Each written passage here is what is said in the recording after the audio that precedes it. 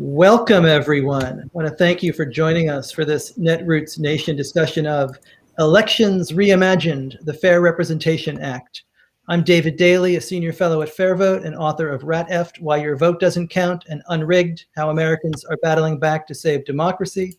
I am excited to be the moderator of today's conversation.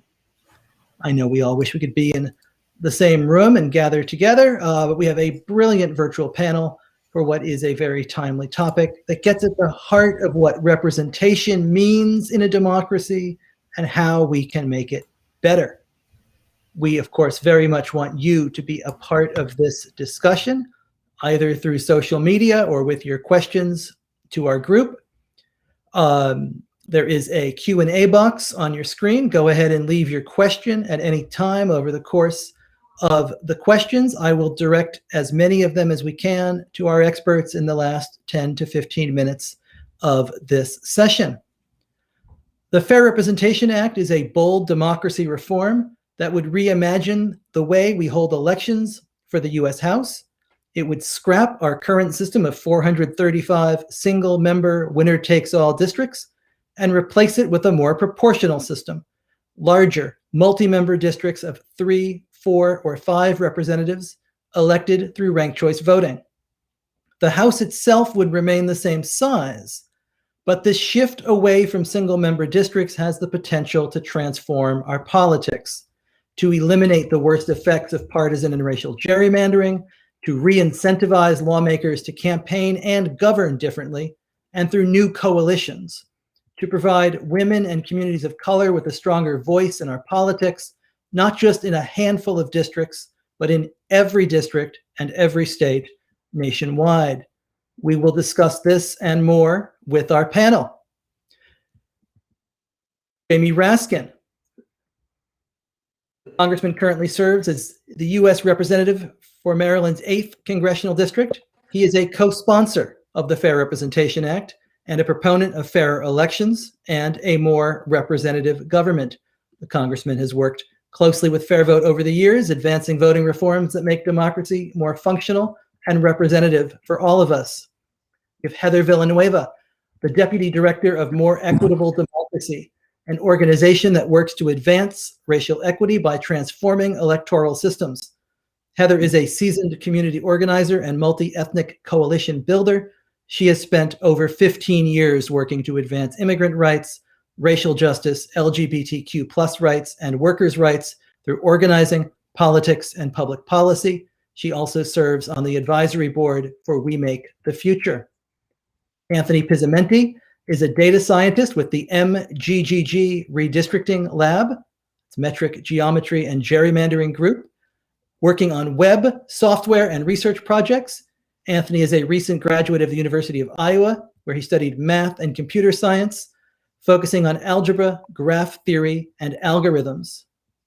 Waleed Shahid is the spokesperson director for Justice Democrats, the grassroots progressive organization that recruited and helped elect Representatives Alexandria Ocasio-Cortez, Cori Bush, and Jamal Bowman, and he launched the campaign for a Green New Deal. He is a member of the nation's editorial board. This is a powerhouse. Let's get started. Congressman Raskin, let me start with you. You are a co-sponsor of the Fair Representation Act, and you serve in the body that this bill would fundamentally transform. Why do you think Congress needs this dramatic and bold restructuring? Well, thanks for having me, David. Hello to all my fellow panelists and my friends at FairVote. There's 3 key parts to it. The first,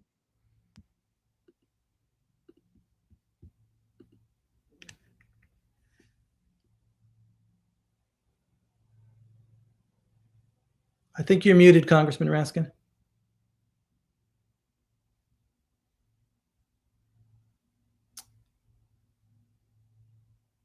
Congressman, I think we lost your audio, sir.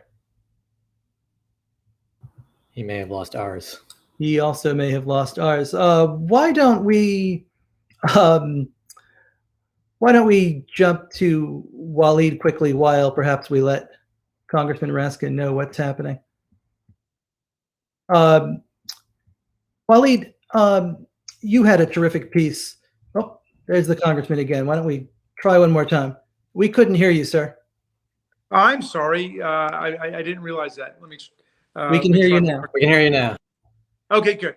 I was Wonderful. saying, okay, look, there's three key components to the Fair Representation Act. One is oust politicians from the job of drawing their own districts. We don't want the politicians choosing the voters instead of the voters choosing the politicians. So it will mandate independent redistricting commissions in every state. Secondly, it replaces the single member districts, which mean that if somebody gets 54% of the vote and somebody gets 46% of the vote, 46% of the people end up the election empty-handed. They don't have somebody who's representing them.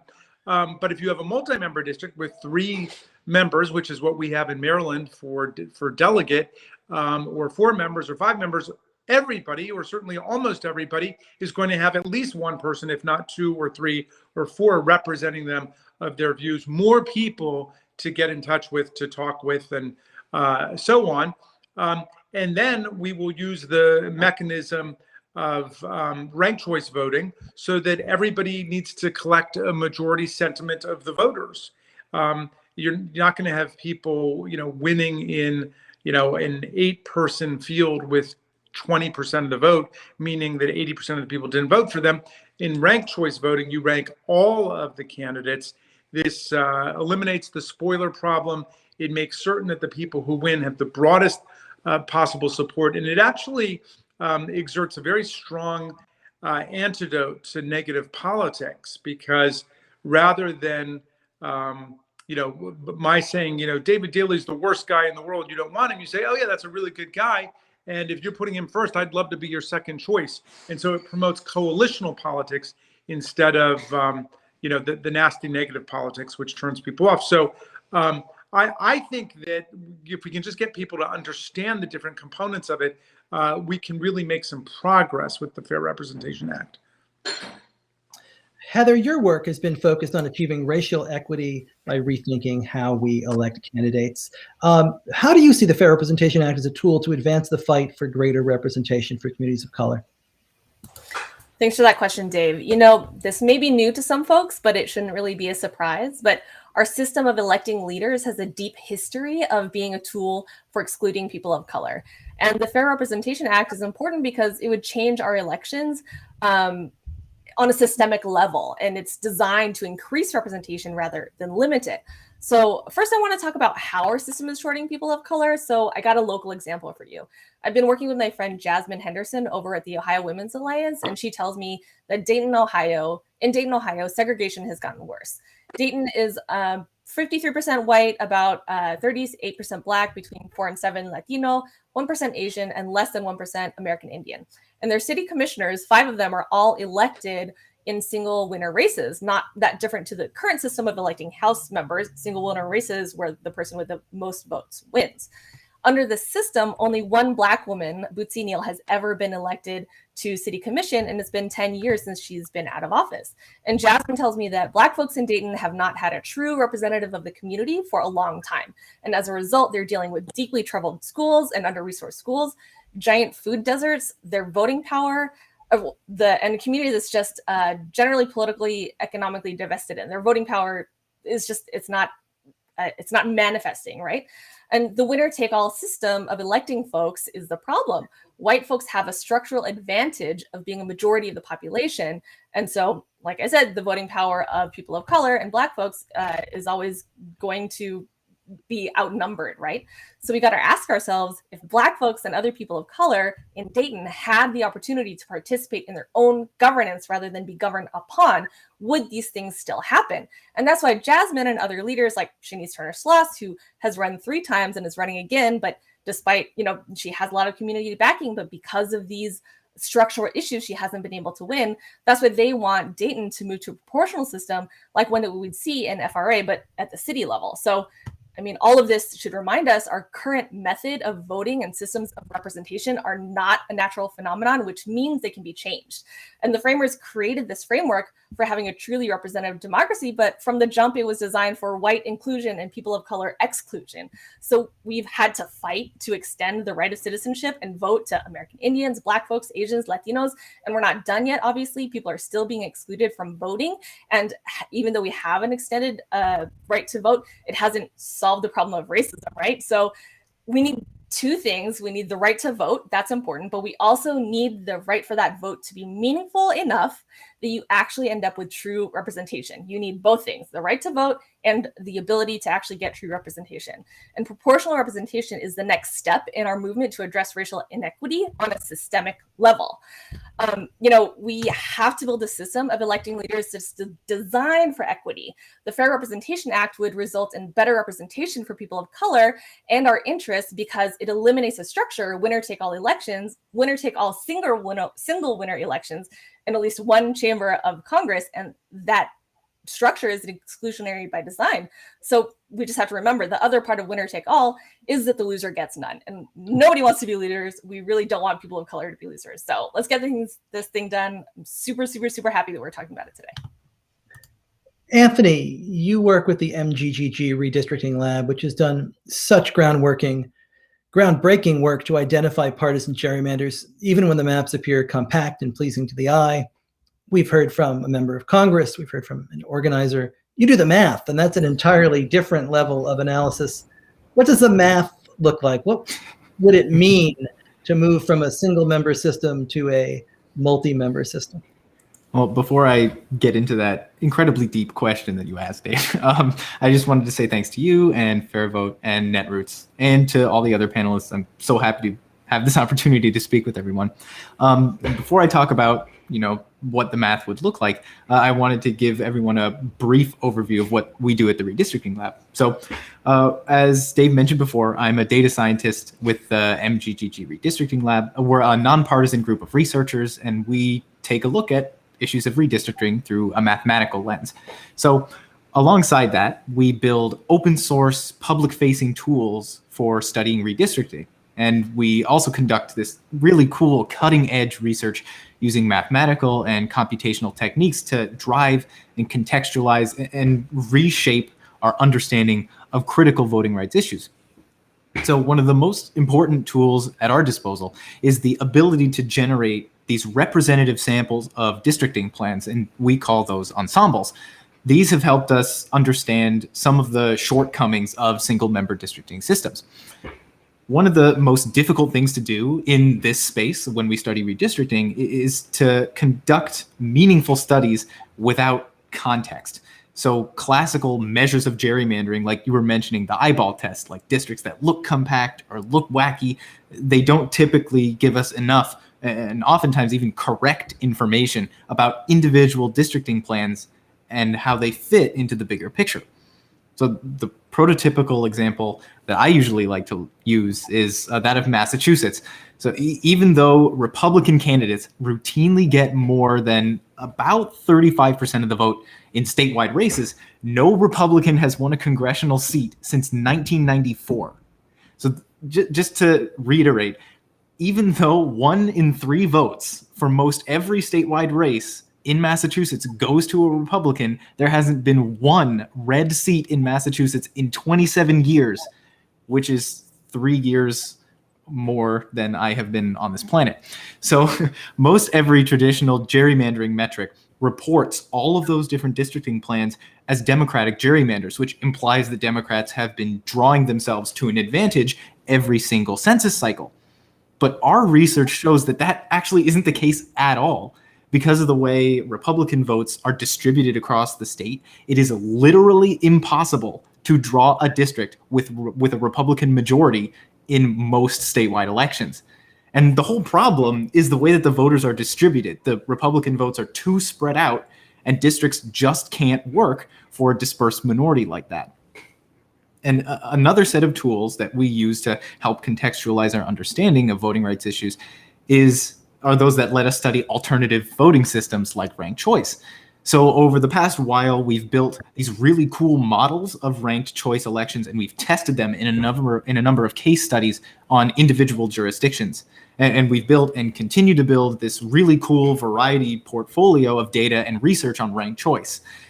If we were to move to a ranked choice system, the first benefit that comes to my mind is the amount of available data, because there are so few places that use ranked choice. It would make my life a lot easier in trying to go find like election information. But besides that, because of so much of what we study at the lab and what most election junkies look for in general centers on what voters prefer, implementing a ranked choice system can help us paint a much better picture of what our electorate really looks like, because a ranked ballot is a lot more expressive than a single choice. And the even bigger democratic benefit, small d, democratic benefit of ranked choice is that it tends to produce these really nice proportional outcomes and allows for coalitional voting. And as a bonus, the proportionality effects are really robust to shifting population dynamics and don't require micro-detailed manipulation of districting lines. Thank you. Even I, with my journalism degree, can follow that, which is most appreciative. Waleed, you wrote a terrific piece for Crooked Media about the importance of democracy reform after January 6th, and I think it's so good I'd like to quote from it briefly.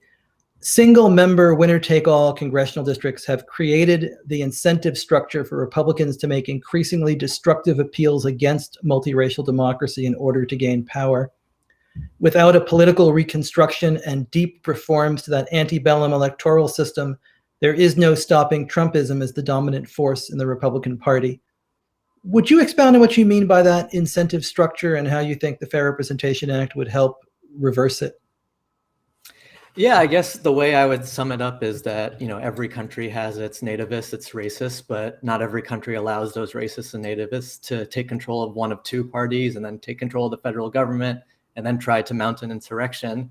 And so there's nothing natural about Donald Trump. There's nothing natural about what happened on January 6th. But it wasn't just because Donald Trump or the insurrectionists or the Republican members of Congress who aided the insurrectionists in one way or another. It's not just that they have bad morals or something like that, but it's because the political system actually incentivizes their behavior to do whatever they can to keep the multiracial coalition that is the Democratic Party out of power and out of control. And so there can't be a proper accountability for the attempt to overthrow American democracy on January 6th without making our democracy itself more resilient to such efforts. And we've watched Republicans since 2016 and through much of the insurrection fall in line behind Trump because of the incentives, the structures, and institutions that drive political behavior in our country, perhaps most of all single-member districts, because what has happened is that we have a two-party system that has become organized around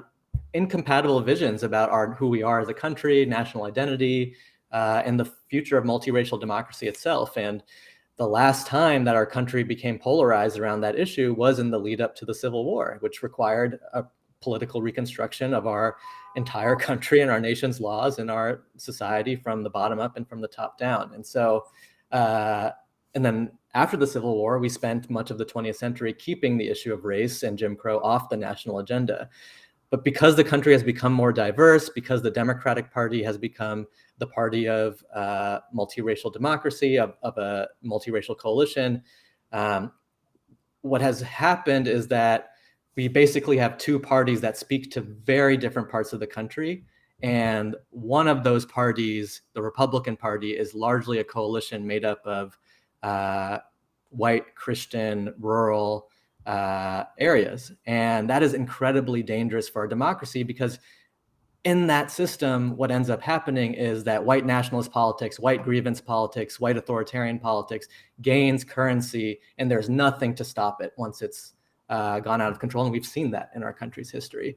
And so to me, you have to, when you think about January 6th, when you think about Trump, and when you think about all of the things that have happened since January 6th, which is all the crackdowns on voting rights across the country, what just happened in Idaho this week, it doesn't seem like the temperature is cooling down. What you need to do is create rules and structures that will cause the temperature to cool down.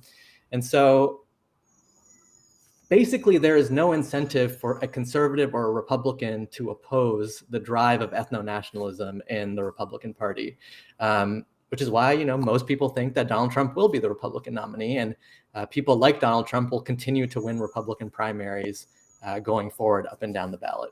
I think I would just summarize with, we need an incentive structure to cool down the Republican Party's apocalyptic rhetoric, prevent one of the nation's only two political parties descending further into a ideology that is ruthlessly based on keeping the multiracial coalition out of power. And we can't do that without updating our structures to incentivize multiracial democracy. Our system currently does the exact opposite of that. David, can I add to what Lee just said? Absolutely. That was where I was going exactly next, because you were there that day and you led the case against the former president for what unfolded. I would love to hear your thoughts on how we handle the situation now. I mean, Waleed makes an excellent point. I think he's got it exactly right. The Republican Party is a minority party. It's a shrinking minority party. I mean, even Hillary beat Trump by more than 3 million votes. Biden beat Trump by more than 7 million votes. And when, as new voters register and new Americans register, the gap between the majority multiracial, multi-ethnic, multi-religious party and the atavistic party of racist nostalgia grows. And 2020 was a remarkable year for a lot of reasons. One of them was that it was the first time in modern political history when a major political party did not adopt its own platform. They didn't adopt a platform. They just said, well, we can't do it. And basically what that meant was whatever Donald Trump says is their platform, but their agenda is clear.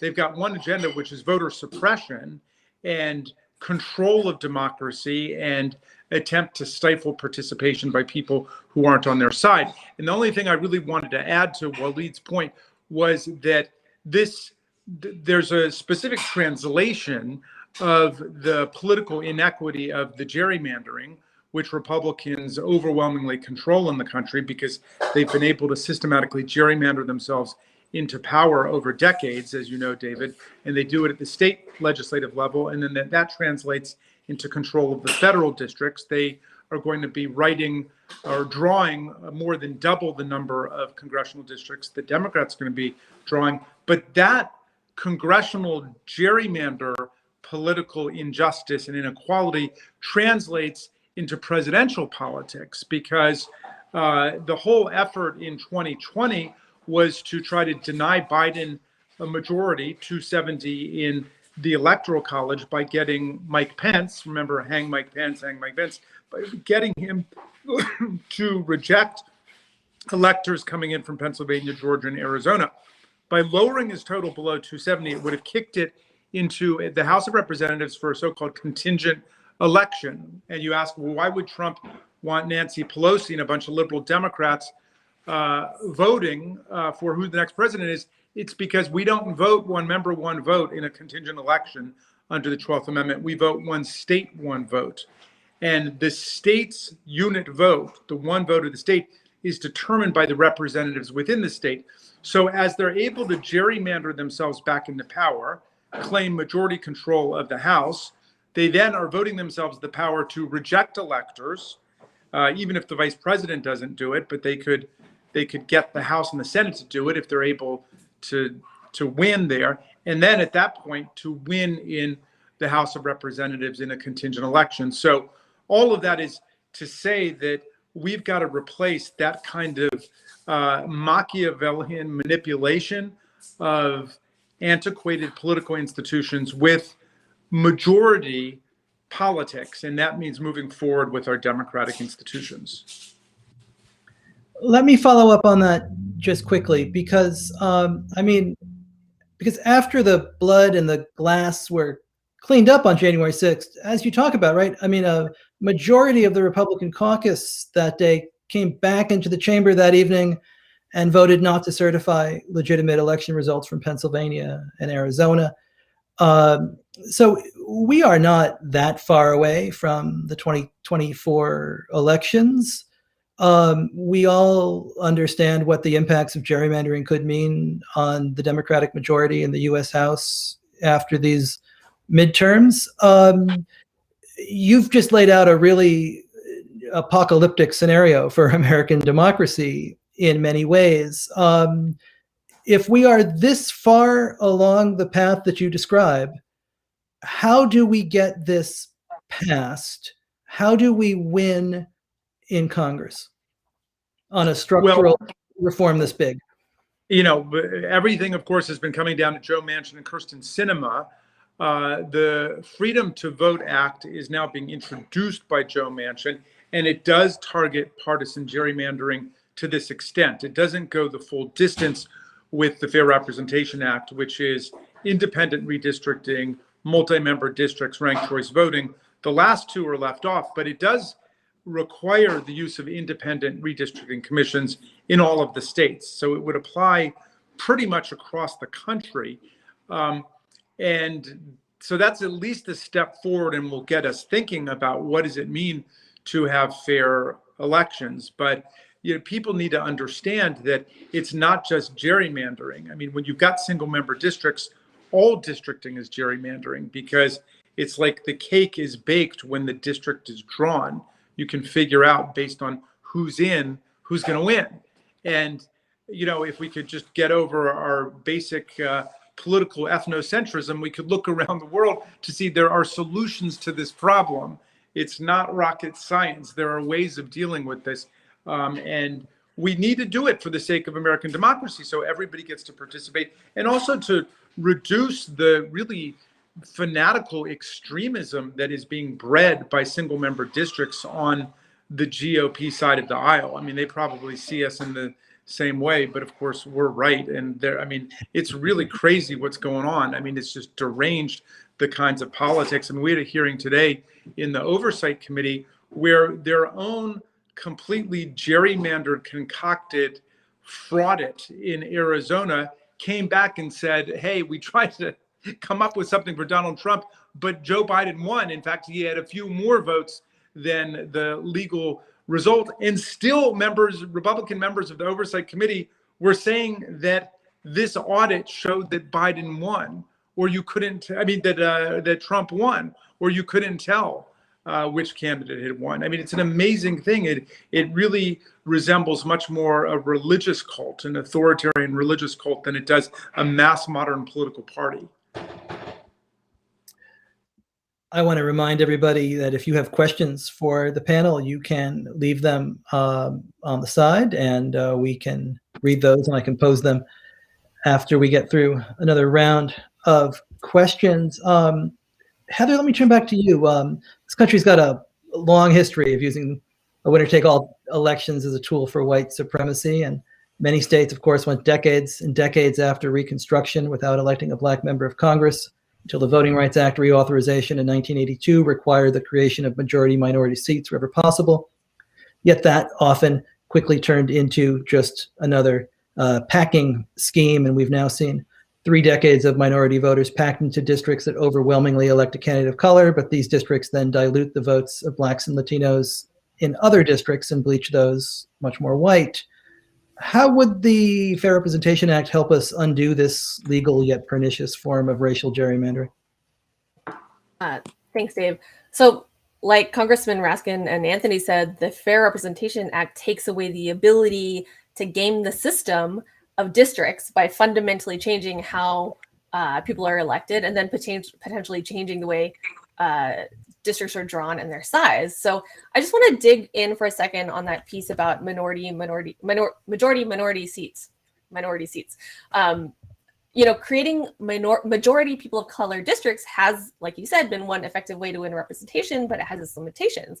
So, it requires segregation in order to work its best, which is 100% ironic. You literally have to be able to draw a line around the community that you're trying to uplift. So, yeah. 2, districts are also static, whereas populations are dynamic. People are moving. Gentrification is a real thing.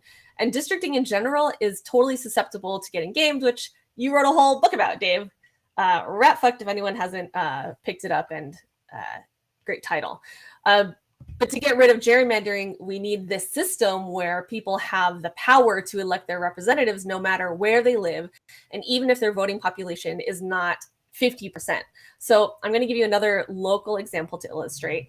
Yakima County is in rural Washington. I live in Seattle, so my state. If you've eaten a Washington apple lately, it probably came from beautiful Yakima Valley or somewhere nearby. And you can, so yes, Yakima is a majority people of color, mostly Latinos, American Indians, Asian Americans, Black folks in that order. But the county has only ever elected one commissioner of color ever because of the winner-take-all system and how it favors the white conservative voting majority. And community members in Yakima actually sued under a Washington Voting Rights Act, and they wanted to elect 3 county commissioners at large at once using ranked choice voting. So this is a multi-member election, just like the Fair Rep Act would be, except if it were federal, we would be talking about 3 state representatives all elected statewide or in a 3-member district, right? So it's a bigger geographical area that folks would run in, but the advocates in Yakima preferred this way because using this electoral system, you don't need 50% in order to win, because you're filling 3 seats at once and the top 3 candidates are the winners. You need about 25% of voters to give you their top ratings. And since the community in Yakima is not super segregated, voters would have a meaningful say in the election no matter where they live. They don't have to live in a certain district, right? So that means smaller but significant voting blocks could consistently win 1 or 2 seats on that 3-person body, right? Maybe even 3. So anyway, these plaintiffs in Yakima, they were offered a settlement by the existing county council, which is conservative, to go to a districting system that surprisingly, very surprisingly, very much favors people of color voters. So they took it, even though it wasn't the gold star proportional voting system that they wanted. And it's a huge win for the community. But personally, I think the existing commissioners settled because they were scared shitless that a proportional system would have ripple effects across the state and across the nation. So with the Fair Representation Act, electing multiple representatives in larger districts and selecting them via ranked choice voting, we see the exact placement of individual district lines doesn't matter as much because a district can encompass communities of color, whether or not they're segregated or concentrated. So then what becomes more important is how communities can organize themselves and run and elect candidates of their choice. Anthony, once again, I come to you as our resident mathematician genius on this panel to try to walk us through what the math shows, what the academic studies demonstrate about what the effects of multi-member districts and the FRA might be on minority representation. I mean, I think our sense is that it would open up the possibilities for women, for candidates of color, really across the country. And I wonder what the math and the studies and the academic work has shown on this topic. Well, thank you for putting a lot of stock in my mathematical ability. But my answer actually piggybacks really nicely off of Heather's. We were talking about closing tabs before we came in when we were in the green room. The Yakima County report for MGGG was actually one of the tabs that I closed. So funnily enough, perfect dovetail into my answer. So yeah, we've been talking about and trying to answer questions about how well ranked choice voting, and more specifically in this answer, I'm going to talk about STV, or single transferable vote.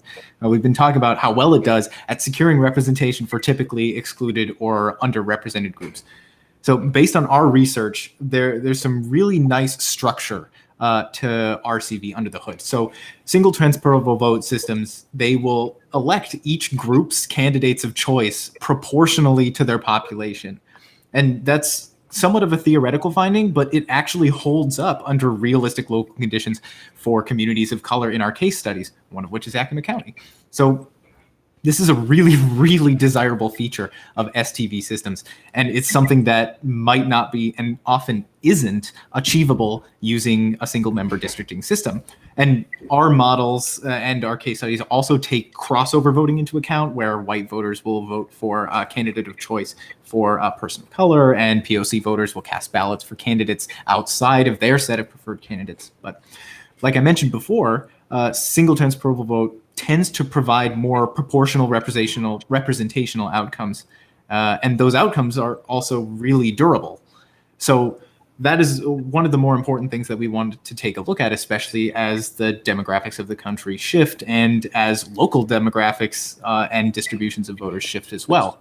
So one of the important things that we try to bear in mind is that single member districting systems can kind of like fence out dispersed minorities. And like Heather was mentioning before, districts were like really effective for Black voters in the South in the 1960s because of segregation. That was the remedy for underrepresentation, being able to, like Heather said, just draw a boundary around that community, and there you go. But now that is working less well for urban Latino or Asian populations. And it's also increasingly working, ironically, worse for Black populations who are facing displacement to exurbs via gentrification.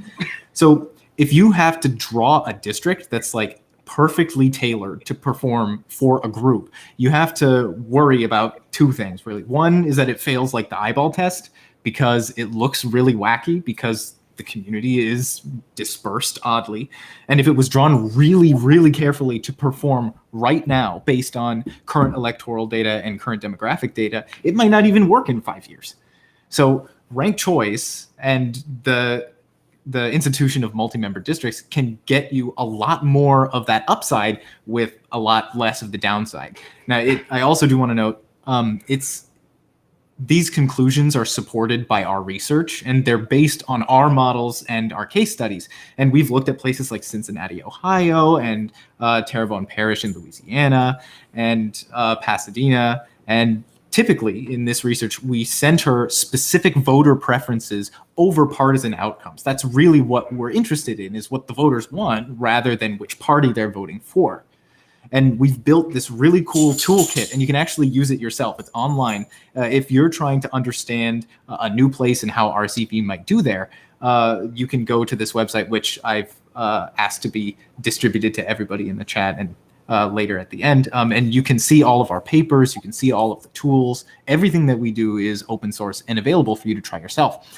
So to kind of close this question out, ranked choice voting is a good fit for the way that communities of color actually organize on the ground. It allows us to be more flexible when we're discussing minority representation because we don't have to constrain our focus, especially when we're talking about things like the Voting Rights Act. We don't have to constrain our focus to districts that are focused on Black voters or Latino voters one at a time. Instead, we can reward groups with more representation, especially when they have broader coalitions of support. It allows us to think intersectionally, which is really, really important in modern electoral politics. Waleed, I want to move from the math back to a vision of democracy and what our politics could be. Our structures and our institutions have to change if we want our politics to change and our democracy to represent everyone. Give me a sense of what you think this could look like on the other side if we are able to enact the Fair Representation Act. I think there's two things. One, I think that there are a lot of voters in the Democratic Party base, particularly voters of color and young people, who often feel like the Democratic Party pays lip service to us. Like we're the base, we turn out, but then, they go and, then they go and negotiate with the moderates, and we kind of don't have a voice anymore. And I think having a system of multi-member districts and larger districts would force Democrats to be more accountable to their base, to the voters that elect them. And I also think, as dovetailing from my first answer, the biggest thing it would do is force the Republicans or the conservative movement to compete for non-white Christian voters. But on both sides, there are tons of people around this country who feel like both parties don't really work for them, don't really fight for them. And I think this system would enable voters feeling like they got something from their vote. So right now, if you are a Black voter in a district that is not represented by the VRA arrangement in the South, you have no federal representation in politics.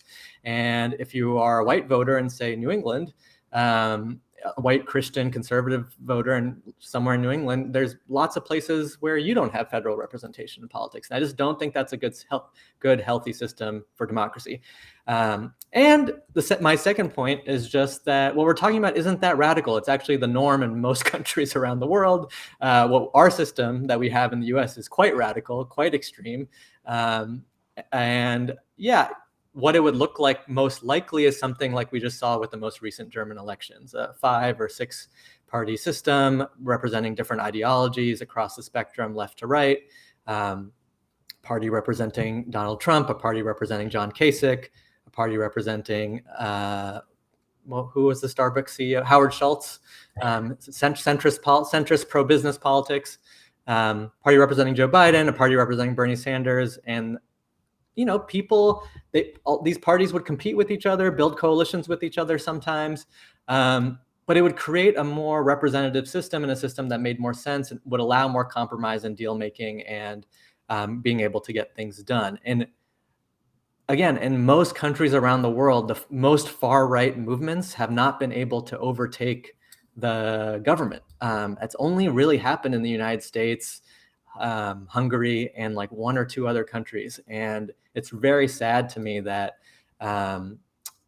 this is not part of the dialogue, mainstream dialogue around Trump as much as it could be, which is that how did someone who got, 25% of 25% in the Republican primary end up representing the entire federal government and gaining 2 Supreme Court seats? It just doesn't make sense, and it is not representative of the voters of the country. Congressman, let me put the same question to you. And first, let me also remind everybody watching that if you have questions, go ahead and add them, and we'll begin to get to them in a moment. As somebody who is in Congress and has this kind of behind the scenes view of what works and what doesn't work, we all have a sense that it's really, really hard to get anything done, and it's really hard to get anything done on a coalition basis. We can see that most things that are happening along party lines. When you hear Waleed talk about how coalitions might come together under the FRA and how that might lead to a different form and more productive governing, does that resonate with you? Well, sure. I mean, as I was saying before, ranked choice voting will promote far more coalitional and much less divisive politics within political party primaries when it's used there. But I think it's the same thing when you get to a general election. And, just as Republican members of the House right now who are terrified that Donald Trump could destroy their entire career and livelihood by simply sending out a tweet or endorsing somebody to their right. I think if they're running in a multi-member district where they're having to try to draw votes from across the political spectrum, they're not going to be subject to that kind of political terrorism within their own party, at least not as subject to it. It will require a little bit of mental liberation too. But I think that would follow naturally from doing ranked choice voting in multi-member districts. The point works in reverse, by the way, that just as it will be good to have right-wing Republicans running in districts with far more diverse constituencies and diverse political philosophies, same thing for people on our side. I mean, our people can also get into a little bit of a cocoon and not, deal with America's gun culture or deal with people who, think they want to take away a woman's right to an abortion because they feel like their lives aren't being valued as much or whatever. So I think it'll be healthy for everybody to have to interact as opposed to us just being in reinforcing echo chambers on the internet and in our own districts. I mean, I've got my district has one of the bluest counties in Maryland. It's got a swing county and it's got the reddest county in Maryland. And I would say it's been very good for me to have to go and appeal to people who are, generally only hear from the most right-wing politicians in the state. This has been a really tremendous discussion. I want to bring everyone watching into it. I know you must have questions about how this would work, what the benefits could be. We've got a number of questions already, but if you still have one, get it in now, and we will get to as many as we can in the 10 or 12 minutes that we have got remaining. I don't know how long we have with you, Congressman, so I'm going to start this one with one for you. There is a question which I think is very much related to the Freedom to Vote Act and sort of where things stand right now in Congress. And the question is whether the filibuster should be abolished or there ought to be a carve out for voting rights, or what kind of reforms you might imagine. Yes around and yes. the I mean, the filibuster itself is a profoundly anti-small d democratic instrument that has been used to undermine civil rights and progressive legislation across the board for decades. It's not in the Constitution. On the contrary, it's really antithetical to the basic principle of the Constitution, which is that we use majority rule in legislative institutions. We even use it in the Supreme Court. That's why you have so many 5-4 decisions. I don't think the Supreme Court could say, oh, well, we're going to say it takes 7 votes in order to render a judgment on something. And yet this is what we've got. So I think our best hope is just as the judicial filibuster.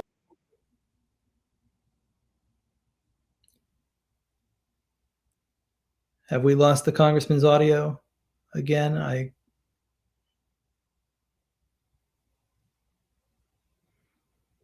While we're waiting for the congressman's audio to come back, are there other folks on the panel who have thoughts on the question about the filibuster? Not on the filibuster, but I actually wanted to lift up something that Waleed was saying. Waleed, you talked about how proportional representation systems are not new and that they're all over the globe. But I also want to point out that they have been here in the US in the past, and they are here now, and they're on the rise. So New York City actually used to elect its city council through proportional ranked choice voting. They have ranked choice voting now, but it's not proportional. And their school district actually, I forget what it's called, but the school representatives, people who are governing the schools, they were elected through proportional representation for a longer time. And you can actually look and see that if you compare the two, it's the same voting population. There was more representation on the school committee than in the city council, like by a lot. So it's very clear. It was in Illinois, right? Cambridge is the only one who Cambridge, Massachusetts is the only one who put forward proportional representation and then kept it this whole time. East Point, Michigan just adopted it. Albany, California just adopted it. So it's a part of our own history. And so that's something that I think we need to think about and revisit. The reason that it was taken, that it was done away with was because it was too successful at increasing representation, right? In New York City, women, Black folks, communists were elected. That's a threat to the establishment. It's a threat to white supremacy and capitalism. So, that's just something that I want everyone to remember. Thank you. Waleed, I would love your sense of the filibuster as well, and what it has done to our politics in the Senate and the kind of block that it creates. Yeah, I think that there are many structures in the United States democracy that preserve minority rule, and single-member districts is one of them. The Senate itself is another one, and the filibuster is has become the most well-known tool. Maybe in a couple of years, people will talk about the single-member district as much as they talk about the filibuster today as a barrier to majority rule. But yeah, we're getting there. But I think, there's a great book by Adam Jenelson that talks about how the filibuster in its modern use was not really deployed until about Jim Crow. And it was a way for Southern Democrats to be able to flex their power as a minority caucus within their party to shut down any discussion of civil rights or voting rights. And today it's being used by, as the Great Sort happened, where the South I think there was a Richard Nixon strategist who said in 1968, the South is everywhere. As the politics of the South spread to the modern Republican Party today, the same forces that stopped multiracial democracy then are now using the filibuster to stop multiracial democracy today. But, there are still several senators, not just Joe Manchin and Kyrsten Sinema, who, for reasons because they like the norms of the institution, they think this is part of Senate history, refuse to budge on it. We will see. There was discussion even on the debt ceiling that they might go for the nuclear option to move forward on the issue with the debt ceiling. So, and then I don't know, Dave, you know more about the voting rights bill than I do in HR 1. So you tell me what's happening. I think you've got it just right. I think there's 48 votes, and they have to get to 50, and then just to change the filibuster. But I don't see how they get to 60. I think you can get to 48, but I think it's harder to get to 50, and then 60. We have another question. Could the Fair Representation Act be paired with an expansion of the size of the U.S. House? And this is a very specific expansion. This expansion would be to the cube root of the 2020 U.S. population, and that makes my poor journalist brain explode. Thankfully, we have Anthony on the panel who can explain what a cube root is to me. And perhaps we can speak to the broader question, though, as well, of should the Fair Representation Act be paired with a larger House? The original bill, as Congressman Beyer introduced it back in 2017, I believe did call for a larger House. The reintroduction does not. What do you all think on the sense of a larger House? I think I'm actually going to defer to Heather on this one because Heather probably has okay, I will say the cube root of the current U.S. population, which is pretty specific. I've never heard that before. It's about 691. I used a calculator to get that. I am very, very bad at arithmetic. There's an old joke that there are 3 types of mathematicians: those who can count and those who can't. And so I am definitely in the latter category. Yeah, that would be a reasonably significant expansion of the House. And Heather, I'm actually really interested in what you have to say about that expansion. I have to admit, I got a little bit distracted because backstage we were talking about Borg cubes because we don't know what cube roots are. So Dave, can you say the last part of the question again? The last part of the question involved, well, it's a larger House, but they're asking very specifically about tying it to the cube root of the U.S. population. I believe the original efforts on the FRA was talking about a House in the ballpark of 540 people. This would take it, I think Anthony is saying, up closer to 700, which seems much bigger. But all of these numbers are certainly historical aberrations in some way. Yeah. I would just say that increasing the number is necessary at this point because I can't remember exactly the number of people that are being represented right now by one House representative. I think it's like 750 or something, like 750,000 people are being represented by one person. So definitely increasing the size of the House so that a representative can actually be responsive to a smaller number of the population that's more realistic is necessary.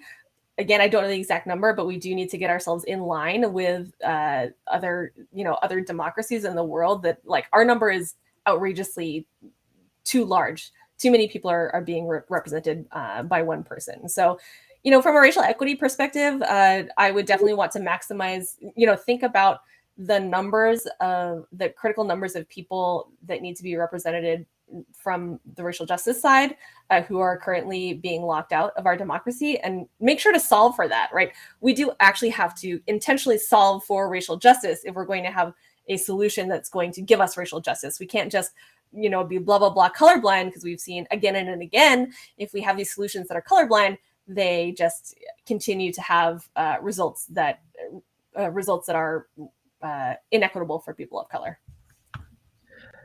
Walid, Justice Democrats has operated in many ways you've been limited in some ways by where you can operate, because the model in some ways has been to go to the blue districts and try to find a more representative Democrat, a more progressive Democrat from some of those seats.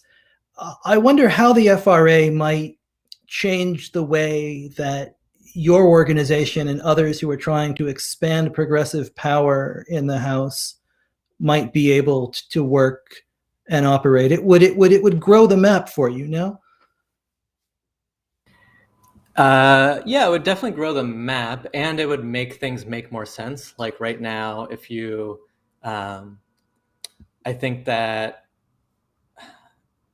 some of the differences, like in order to really understand the difference between a Bernie Sanders Democrat and a Hillary Clinton Democrat, or these progressive moderate wings in the party, like you have to have a really high political IQ that is not natural to American voters. And in other countries, because the political system makes you try to figure out what is the difference between these 3 left-wing parties and these 3 right-wing parties, like voters are kind of able, because of the incentive structure in the system, voters kind of have to learn what are the bigger differences between, like, that guy is, I just hate the other side, and that's why I'm going to vote for Democrat, or I'm just going to vote for Republicans because I hate the Democrats, which is frankly how a lot of voters in the United States are forced to make their choices. And so I think it would not just open up the map, but also allow some of these differences between the progressive wing and the conservative wing of the Democratic Party to be more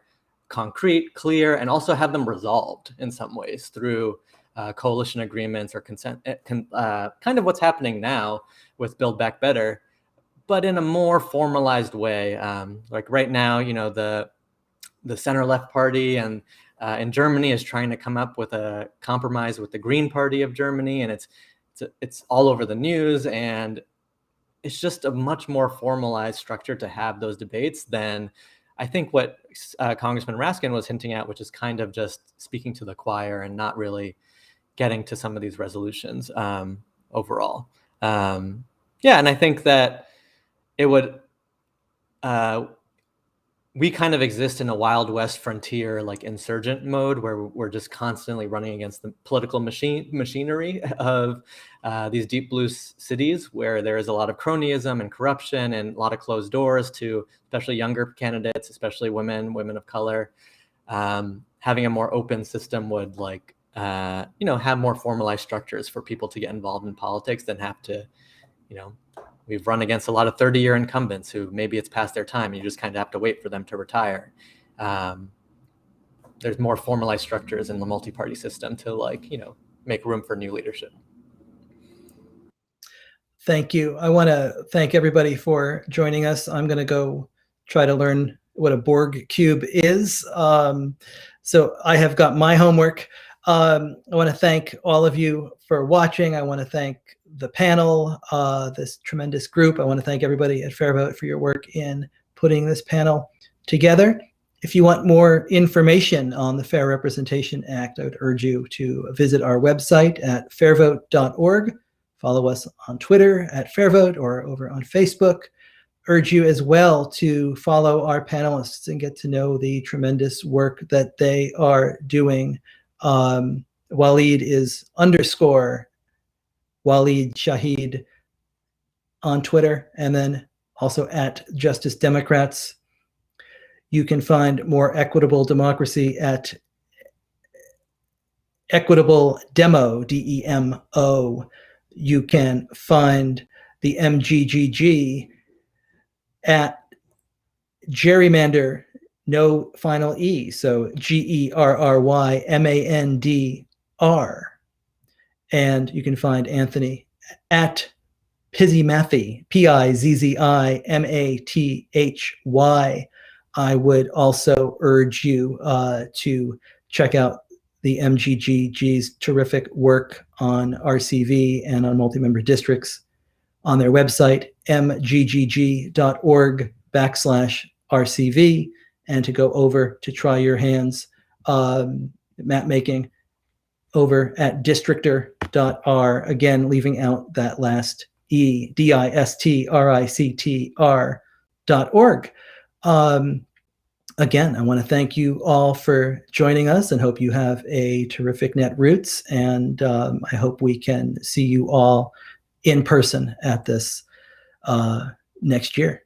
Thanks again, everybody. Thanks, Dave. Yeah, thank you. See everyone.